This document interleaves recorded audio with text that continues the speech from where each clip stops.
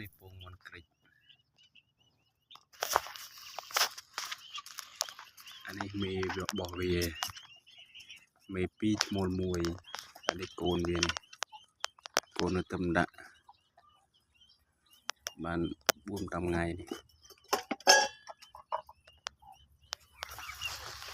នេះចាំស្រួលហើយបងប្អូនអើយមន់ក្រិចនេះអត់ចេះមានជំងឺឲ្យឆ្លងទេស្រួលចំជាងមន់ស្រែយើងធម្មតាឆ្ងាយហើយរសជាតិវាក៏អាចទទួលយកបានរសជាតិវាឆ្ងាញ់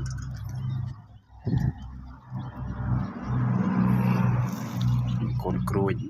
ត្រង់របស់ខ្ញុំទ្រង់មកបែបលក្ខណៈគ្រួសារមានកូនក្រួយមានមន់បារាំងមន់តូនេះ